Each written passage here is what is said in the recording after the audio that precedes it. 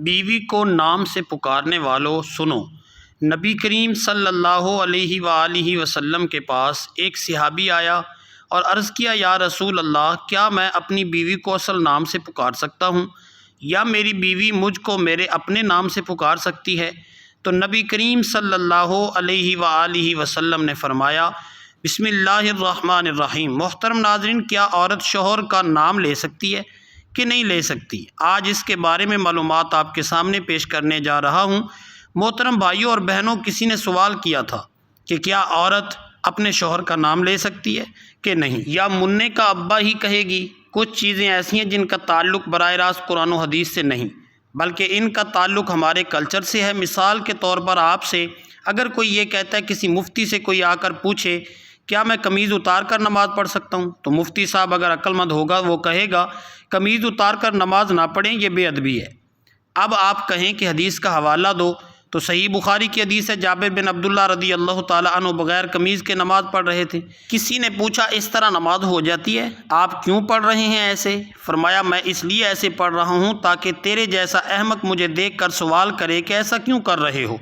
پھر کہا کہ نبی صلی اللہ علیہ وآلہ وسلم کے دور میں ہمیں دو جوڑے میسر نہیں ہوتے تھے، تو ازار ہے تو قمیض نہیں ہے، بعض اوقات ایسے ہی پڑھتے تھے۔ اب بخاری کی حدیث سے تو پتہ چل رہا ہے کہ قمیض اتار کے نماز پڑھنا کیا ہے۔ جابر بن عبداللہ باقاعدہ یہ عمل کر کے دکھا رہے ہیں، اور تاکہ جو اعتراض کرے اس پر حماقت کا بھی فتویٰ لگا رہے ہیں۔ اب آپ یہ حدیث کا حوالہ دے کر لوگوں کو قمیض اتروا دیں، یہ عقل مندی کا کام نہیں ہوگا، یہ پاگل ہونے کی علامت ہوگی۔ یہ اس طرح علامت ہے، آپ نے بخاری طوطے کی طرح رٹی ہوئی ہے، آپ کے اندر سائنس نہیں ہے، نہ آپ نے فقہ پڑھا نہ اصول فقہ پڑھا ہے جو قرآن و حدیث کو سمجھنے کے لیے وضع کیا گیا ہے۔ بھائی اس زمانے میں جب چونکہ صحابہ کو جوڑے میسر نہیں تھے، جب قمیض اتار کر نماز پڑھنا بے ادبی نہیں سمجھا جاتا تھا، تو وہ کلچر کا حصہ تھا، غریب لوگ تھے۔ اصحاب صفہ میں ہم دیکھتے ہیں کہ حدیث میں آتا ہے کہ ایک دوسرے کی طرح پشت کر کے بیٹھے ہوئے تھے، کیونکہ لباس سطر ڈھانپنے کے لیے اتنا تھوڑا کپڑا تھا کہ وہ ایک دوسرے کی طرف رخ کر کے بیٹھنا ان کے لیے مشکل تھا، اتنی غریبی تھی۔ آج کون ایسا غریب ہوگا جو بیچارہ تہ بند نہ پہن سکے؟ اور ایک معاشرے میں پورا ڈریس پہننا ہی ہمارے معاشرے کا کلچر بن چکا ہے۔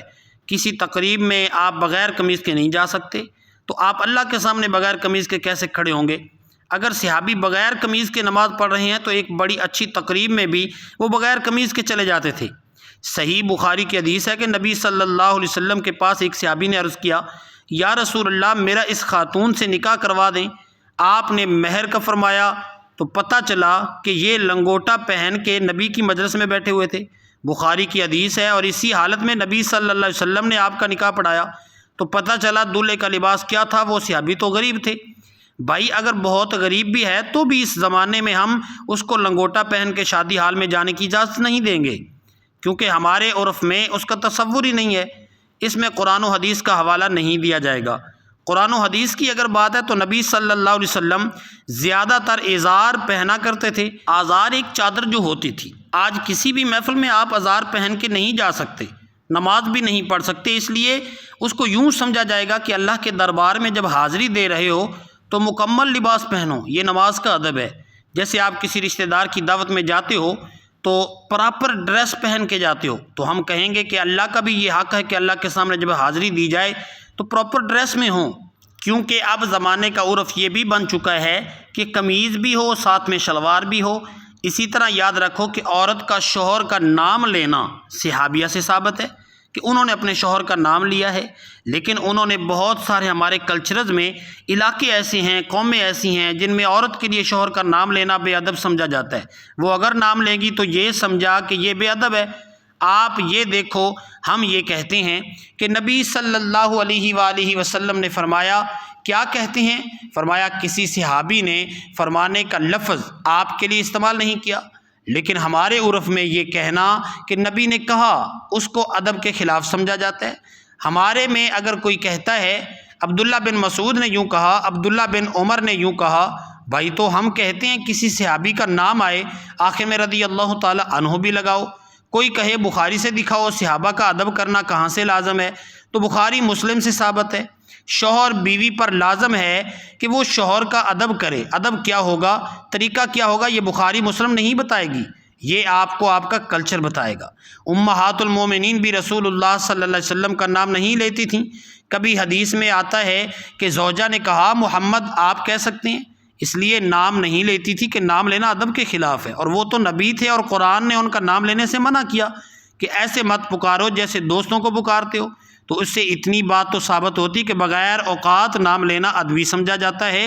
تو جس قوم میں نہیں سمجھا جائے گا وہ نام لیں، جس قوم میں سمجھا جاتا ہے وہ نام نہ لیں۔ اور آسان مثال بتاؤں، دیکھو اللہ نے جو پردہ عورت پہ فرض کیا ہے، سگے سے پردہ فرض نہیں ہے، ایسا ہی سگے بھائی سے پردہ فرض نہیں۔ سگے بھائی کے سامنے عورت اپنی کلائیاں کھول سکتی ہے، اپنی پنڈلیاں کھول سکتی ہے، یعنی ان کا پردہ نہیں ہے۔ سر کے بال دکھا سکتی ہے، اس کا پردہ نہیں ہے، لیکن شریف خاندانوں میں اس کو معیوب سمجھا جاتا ہے، اور شریعت نے بھی اس کو معیوب سمجھنے پر پابندی نہیں لگائی۔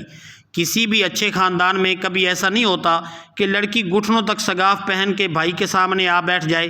اچھے خاندان میں ہم نے دیکھا ہے کہ جوان بیٹی جب باپ کے سامنے بیٹھتی ہے تو سر پہ دوپٹہ لیتی ہے، کیونکہ عرف عام میں اس کو اچھا سمجھا جاتا ہے۔ تو ادب کا تعلق بہت حد تک کلچر سے ہے، بہت حد تک عرف عام سے ہے۔ عورت اپنے شوہر کا نام لے یا نہ لے، شریعت نے اس میں دونوں چیزیں رکھی ہیں، لے بھی سکتی ہے اور نہیں بھی لے سکتی۔ شریعت نے یہ کہا ہے ادب کرو، کسی قوم میں ادب کے خلاف سمجھا جا رہا ہے تو وہ نام نہ لے، ادب کے خلاف نہیں سمجھا جا رہا تو وہ نام لے کے وہ نام لے، کیونکہ اس میں برا نہیں سمجھا جائے گا۔ ہم اس کو اس لیے پرموٹ کرتے ہیں کہ اس کلچر کو نام لینے والے شریعت میں شوہر کا بہت احترام ہے، جو آج کل ختم ہو رہے ہیں۔ کچھ تھوڑے بہت تمیز باقی رہ گئی تو اس کو تو باقی رہنے دو، اس کی وجہ سے تھوڑا سا شوہر کا احترام رہے گا، یعنی جو نتائج اس پہ مرتب ہو رہے ہیں وہ اچھے مرتب ہو رہے ہیں۔ شریعت نے ابا کے سامنے بیٹی کو دوپٹہ لینے کا حکم نہیں دیا، مگر پابندی بھی نہیں لگائی۔ تو جب دونوں راستے ہیں تو ہم کہیں گے شریعت کے مزاج سے زیادہ قریب کیا ہے، دوپٹہ لینا یا نہ لینا؟ مزاج کے قریب ہے، اس میں باپ کا احترام ہے، حیا ہے، اور شریعت معاشرے میں حیا کو فروغ دینا چاہتی ہے۔ تو جو چیز حیا کے زیادہ قریب ہوگی کیا جائے گا، جو حیا سے دور ہوگی اس کی حوصلہ شکنی کی جائے گی، اور اس پر بخاری مسلم کے حوالے مانگنے والے اور اس پر بخاری مسلم کے حوالے مانگنے والے پر جہالت کا فتویٰ لگایا جائے گا۔ جو عورتیں شوہر کا نام لیتی ہیں اسے گناہ ہو، تب بیوی کو بھی عزت دینی چاہیے، اس کا بھی احترام کرنا چاہیے، لیکن قرآن کے مطابق عورت کا درجہ شوہر سے ایک درجہ کم ہے۔ اس میں کیا حکمتیں ہیں، لیکن اللہ نے بتا دیا ہے۔ اس کا مطلب یہ نہیں کہ آپ توہین کرنا شروع کر دیں۔ ہم نے اپنے بزرگوں کو، اپنے علماء کو دیکھا ہے کہ اپنے گھر کی زوجہ کا بہت احترام سے نام لیا کرتے تھے، کوئی حق مانا لب و لہجہ اختیار کرتے، اور یہ اسلام نے ہی سکھایا ہے۔ دعا ہے کہ اللہ تعالی ہم سب کو شریعت کے مطابق زندگی گزارنے کی توفیق عطا فرمائے، اور ہم سب کو حق اور سچ بولنے کی توفیق عطا فرمائے یا رب العالمین۔ جو سنایا گیا اس کو اپنی بارگاہ الہی میں قبول اور منظور فرما، آمین ثم آمین۔ ناظرین، کومنٹ باکس میں اللہ کے 99 ناموں میں سے ایک نام ضرور ٹائپ کریں۔ جزاکم اللہ خیرہ۔ السلام علیکم۔